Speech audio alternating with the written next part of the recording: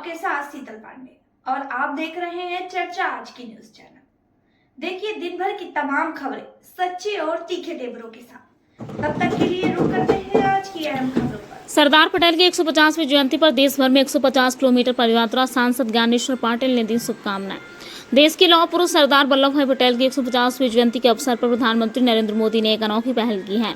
उन्होंने पूरे देश में 150 किलोमीटर पदयात्रा का लक्ष्य रखा है ताकि देशवासी सरदार पटेल की एकता और राष्ट्र निर्माण के संदेश को जन जन तक पहुंचा सकें। इसी तारतम्य में बहादुरपुर से लेकर लौनी ग्राम तक मार्च ऑफ यूनिटी का आयोजन किया गया है। इस राष्ट्रीय अभियान के तहत जिले में भी पदयात्रा का आयोजन किया गया, जिसमें जनप्रतिनिधियों से लेकर आम नागरिकों ने बढ़ चढ़कर हिस्सा लिया है। इस अवसर पर सांसद ज्ञानेश्वर पाटिल ने जिलेवासियों को हार्दिक शुभकामनाएं प्रेषित की और कहा कि जिस तरह से सरदार वल्लभ भाई पटेल के ऐतिहासिक कार्यों को पिछली सरकारों ने दबा दिया था, अब हम उन्हें पीर से धरातल पर लाकर उन्हें योगदान के सच्चे अर्थों में सम्मानित करेंगे। सरदार पटेल की जयंती पर देश में अखंडता और राष्ट्र निर्माण के लिए संकल्प को याद करते हुए पदयात्रा देश में नई ऊर्जा संचार कर रही है। सरदार वल्लभ भाई पटेल जी की 150वीं जयंती को पूरे देश के अंदर देश के श्री प्रधानमंत्री माननीय मोदी जी ने धूमधाम के साथ मनाने का निर्णय किया है और जन जन तक सरदार वल्लभ भाई पटेल जी के विचारों को पहुंचाना इस यात्रा का उद्देश्य है।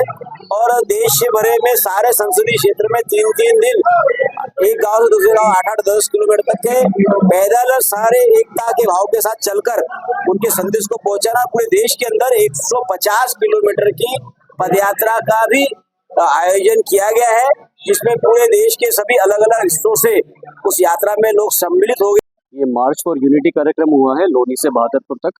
सरदार वल्लभ भाई पटेल जिनकी जयंती हमने 31 अक्टूबर को मनाई, उसी के उपलक्ष्य में ये कार्यक्रम देश भर में हुआ है। 150 किलोमीटर का ऐसी कई यात्राएं निकली हैं, उसी का ये प्रारूप था जो बुरहानपुर में हमने समापन किया आज इसका। बुरहानपुर में कहाँ से कहाँ तक का यात्रा निकली?